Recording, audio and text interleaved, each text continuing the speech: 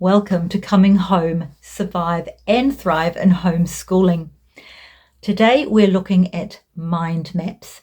You've heard me use them before, and the purpose of doing a mind map in this context is to help you work out what is important to you to help you with planning in your homeschooling. The first thing to do is to work out your why. Once you've worked out your why, what you want your children to learn will become evident to you. You'll see what I mean when I've worked on my bits of paper. You'll see them in a moment. I forewarn you, it's pretty messy, and I could have sat down and written them all out again neatly, but I really wanted to show you that it doesn't really matter what it looks like. Just get your ideas down on the paper. You can tidy it up later. Once you've got all of your what down for what is important for teaching your children, then and only then do I recommend you start thinking about how you're going to teach them, which is why I don't give a straight answer to people when they're asking me, what curriculum should I buy? I think you probably won't know what curriculum or parts of curriculum you want to buy until you've actually got what is important to you, because no one curriculum is going to deliver everything that you need. So put that thought aside. I know that it's a traditional way of looking at education, but we're not traditional people. We're homeschoolers, and we get to do things in a different way because it's just an easier way of looking at the whole overview of how you home educate your children. I hope you enjoy it. Here is the mind map that I started to do yesterday. The first thing you're going to notice is that, as promised, it is pretty messy, but that's simply because I wanted to leave it like this so you can see what it's like. Just get your ideas down. You can pretty it up later. In the middle of your paper, what is important, and you start now with what because you've already worked out your why. You can't do the what unless you've done the why. So we've done the why, here is the what. In the middle, here's your bubble. I've written in the main topic of subjects: maths, English, history, science. I've got the arts, and I've included business and life skills in here too as some main topics. As we go on, you're going to see why I don't actually recommend that you form a curriculum just simply by choosing textbooks that go maths, English, history, science, and that will become clear as we go on. All right, let's start with English. You want to teach your child English, assuming English is your first language. That is important. English. Put a little line from your bubble on the mind map. English, make it a bubble. Well, what is important about your English? First up, writing. Put it in a bubble with a line. There are two types of writing that I've got in mind. Your child needs to be able to write literally with a pen or a pencil, and he needs to be able to touch type. So for written work, literally with a pen or a pencil, he's going to have to form neatness, and whether or not you choose cursive or plain, put that up in another bubble, that's up to you too. But it's important that that is part of your what. If neatness is important, which it always is, you need to decide that approach there. Over to what else is important within the writing. You've got grammar is important, right? That's a given. Punctuation is important to learn. Spelling is important. I'll stop here for a minute. Yes, you will always have spell check or a PA or a secretary or your mum or your dad to help you figure out your spelling. But I've seen too many very, very smart people putting together something written in business or life skills or whatever, and their spelling, they haven't even bothered to put it through a spell check. If you're not naturally a good speller, fair enough, but please use a spell check. It's important that it comes across accurately.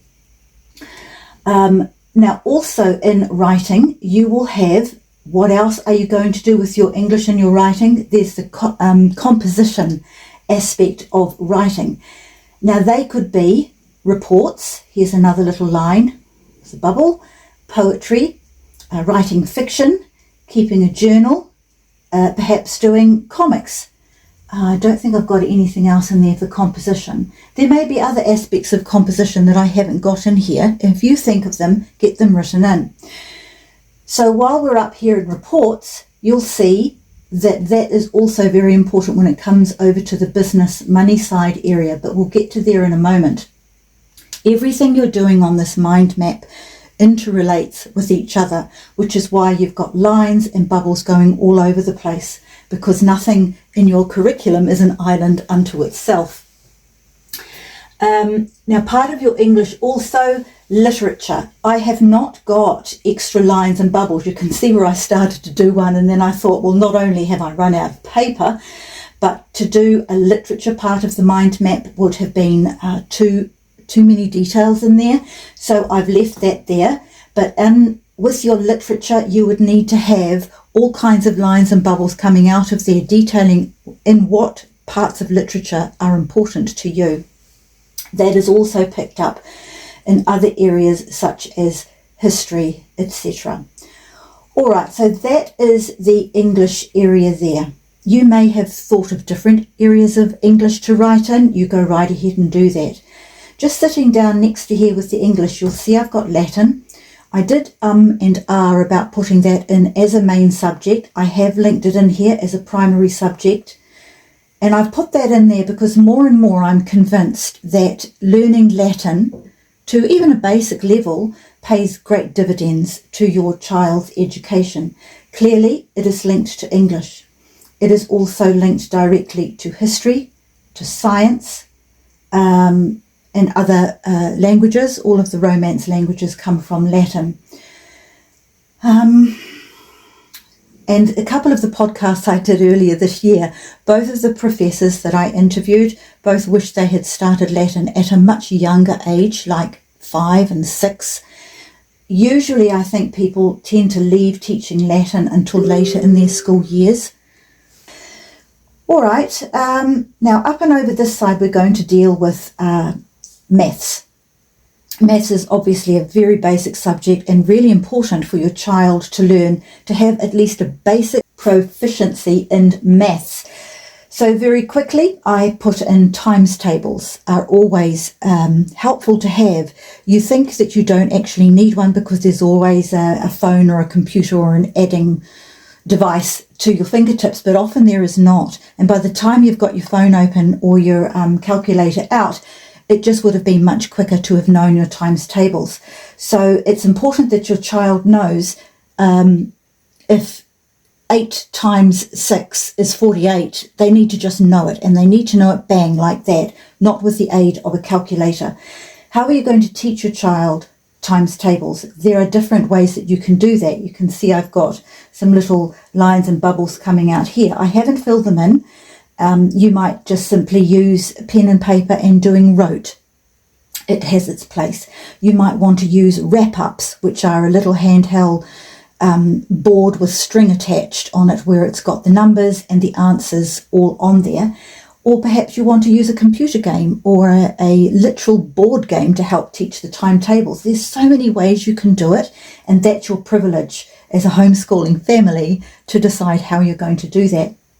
Also in the maths area, there's budgeting, not put in school curriculums usually, and one of the most important aspects of learning your maths is budgeting, which also has a direct correlation to money. So that should actually have a line just here like that.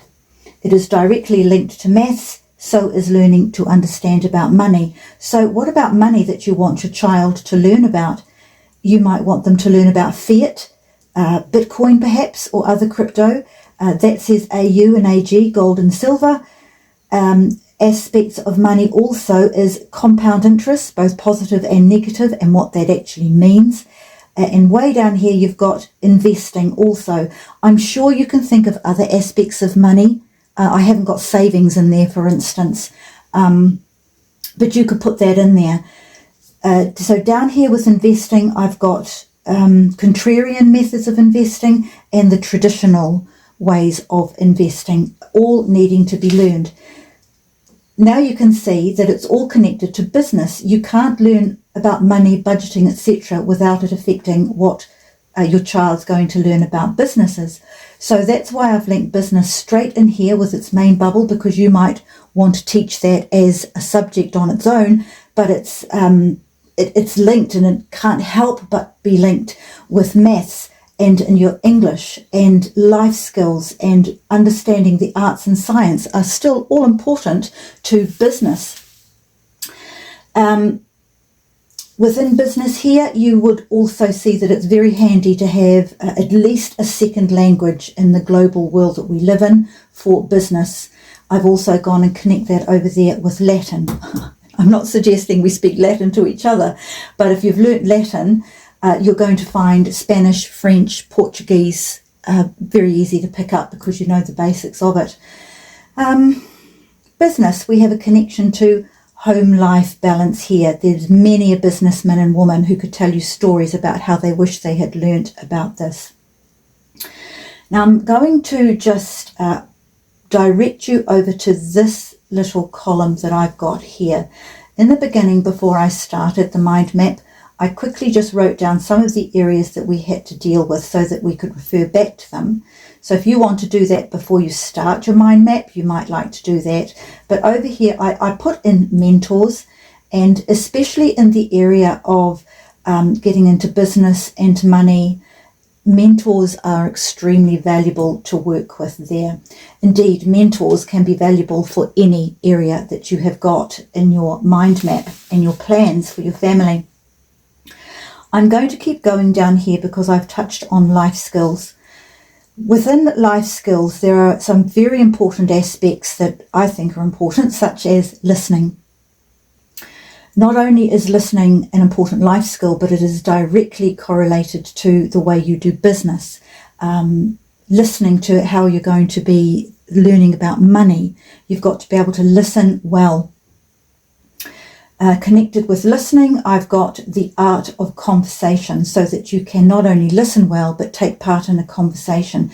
It is a skill that can be learned rather than just incidentally as the child is growing up, especially a child who might be a natural introvert, or on the other side, a child who is a natural extrovert and without intending to can dominate conversation. They're going to need to learn listening skills along with sympathy, compassion, service.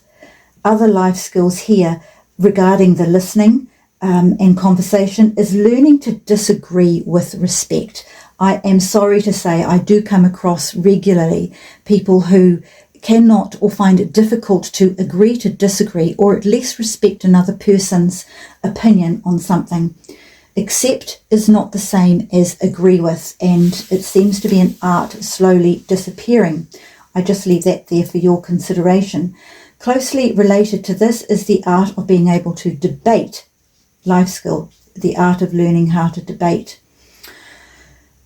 You will probably come up with other life skills. I've also got over here craft. There's a whole lot of things you could have in here about craft, not just hobbies for craft, but crafts that actually contribute to a life in a practical way and to beautify in your life. There is the life skill of construction, and by that I mean like learning some basic building skills. Closely linked to that is how to mend and fix stuff. So once again, I'm pointing you to what is now becoming clearer and clearer to you, that what is important to you really doesn't have very much bearing on the main subject areas such as science, maths, English. The important parts are what you actually want that just so happen to relate to maths, English, science, etc. All right. I will come back to this in a moment because I just want to stop over here. Partway through doing the mind map, I put in the area of faith. Now, if you are of the Christian faith, you will already know that faith encompasses everything that you could possibly have on your mind map. There is no part of your life that does not have something to do with your faith in God and how you work that out in life. If this was a 3D mind map, I would actually have the whole faith area behind in a 3D manner. So regarding faith issues and how they can relate to other subjects, here's my faith in my bubble, directly linked here to what is important. And in this little circle here, I've got the historical aspects of our faith, relating money to your faith, which comes back over to here. Character, one's character. As one becomes more Christ-like, one becomes a more pleasant person to be around. It's very important your child learns to grow in character. Forgiveness is directly related to your faith and will pay huge dividends and will matter greatly into your life skills and in your business. You're going to get stung in life with people who treat you badly. You will need to learn how to forgive. Please note that forgiveness does not mean forgetting. One should never forget, but forgiveness is a different thing again. Also from your faith, grace, the element of grace over all things, learning about theology and relationships in with your faith. And also directed in here, I've got a little tag here connecting to the arts, which I have not dealt with yet. Arts, very important part of what you're teaching your child. The arts are, you can easily get art instruction from museums, from galleries. You can study artists themselves. Art has direct correlation to history, so I should actually have that line going here. And throughout history, you've also got general overviews of history, and also history and the arts are also with music. Really in my mind map, it would have been good to have music up over here with the arts and the history. All right, history. You need a general overview of history. You do need a good overview of that. But you'll also need to have your child at a very general, basic level, being able to identify key moments in history with a look as to how Western civilization came into being, what key moments contributed to that, and what has made our Western civilization the most prosperous and peaceful in modern times anyway. Your child needs to have an overview of the cycles of history, especially in how to respond to them, especially with what they have to do with business and money.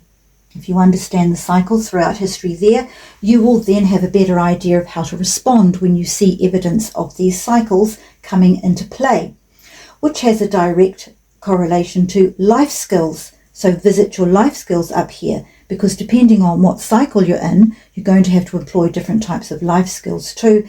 And it also has a direct correlation to business, which I've just popped down here, but you know that you need to go up here and look at business. Now down over here to science. Here's where I started science, but by the time I get to it, to get detail into it, there's no room. So I've got some little dot lines all the way down here. In science, as you know, in 3 basic groups, biology, physics and chemistry, your child will need to have an overview of all of those throughout life, and no doubt they will want to specialise in something and know a lot more about it. Connected to all of that is evolution, creation and intelligent design. Even if you are a creationist, we'll say, your child needs to understand well how evolution is proposed to work, because you can't just make the statement, well, I believe in creation. You've got to be able to, from a scientific perspective, justify why creationism is your preferred belief for the science area, which comes into being able to disagree with respect, to able to debate, and to be able to listen. All comes down here too. You have got perhaps an interest in space. I thought of that because we've had so much with SpaceX going up recently, and also how those wonderful pictures that the Hubble telescope has been sending back for quite some time. There is quite likely to be an interest in there, and that's a wonderful thing for your child to be learning about.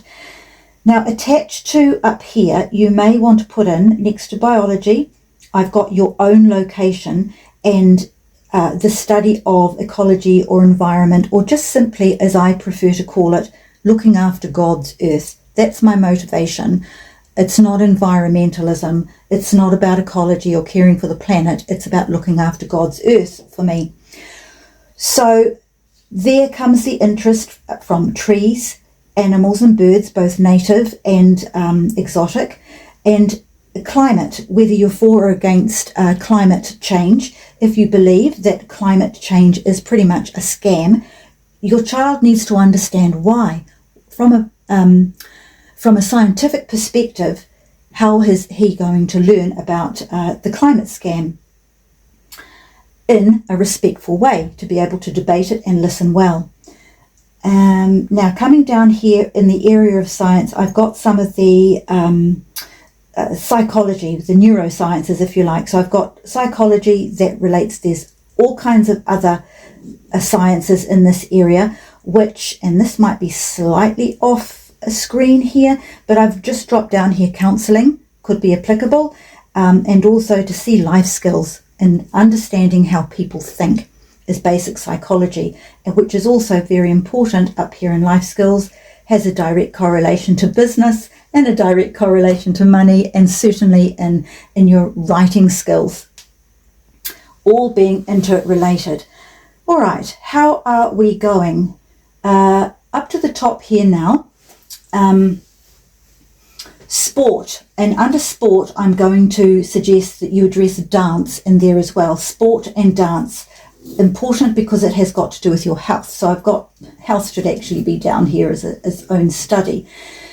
For sport, when is too much sport or dance too much? When is it enough? You're going to have to decide that. I address that in a podcast too. But as we all know of parents, when we've got young, keen ones who are very, very keen on wanting to be the next Anna Pavlova or the next big basketball player or football player, we also know that very, very few people end up making that a career. And even those that do have got quite a short span of time to play that out as a career. So those with an interest here, a serious interest here, beyond health and fitness, need to have a plan B. So going over here into fitness, you don't need to play sport to be fit, but it is important, and it's a very big, important part of health. So the health bubble here, fitness, the gym, or as I attend the incidental gym. I do not pay gym membership. I take advantage of fitness wherever I am at. Health, food. You need to understand food, nutrition, and not just the fads, and understanding it from an old-fashioned science perspective is what I'm going to say, actually, because much of what passes as modern nutrition is very much taken over by big pharma and big food anyway. So it's important to understand nutrition from a traditional aspect here. So here I've got understand traditional foods versus modern and processed. So up here with traditional foods, I jotted down Weston A. Price. That's a good place to start for traditional foods. Maybe you're interested in keto or paleo. You need to understand what these ways of living do to your body. So I'm not going to go into that here. And also the merits of just simply learning to apply what is a balanced diet that is seasonal, includes all the food groups that matter to your particular heritage, as seasonal as possible and as close to the natural source as possible and as organic as possible. All of that comes under learning about nutrition. Related to health, we've also got posture. Very important that one learns how to hold and stand and walk properly. Treatments to do with health, such as chiropractic, osteo, maybe acupuncture, the world of supplements, and just a general other I've got up here. Remember, I'm just writing things down that occurred to me at the time. You will have things in there that I have not got. And I think that's about it from my very fast gallop through doing a basic mind map yesterday as I prepare for a webinar that I'm taking this week.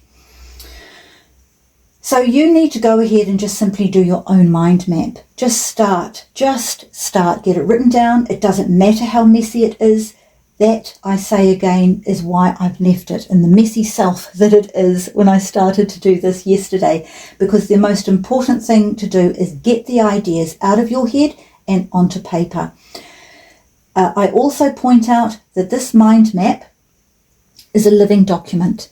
You are not beholden to it, because sometimes when theory becomes practical, you might need to change something up a bit. As the child grows and develops, you'll need to leave some things behind and you'll want to put more things in. Over on this list that I wrote here, I've got down how to do research and how to think. The how to do research thing is important because if new technologies are coming on, and they always are, there's no point worrying about how your child is going to learn that, because the what is important to you encompassed teaching your child how to do research, because that's what they had to do when he was doing all of this, or when she was doing the research for anything that you're looking at. Your child, as she goes into adulthood, will always know how to do research, because her education is never ever going to finish. So how to think, you hear me harp on about that regularly. Another reason why we are not teaching out of textbooks. We are teaching out of real life that just so happen to have something to do with English, math, science, etc.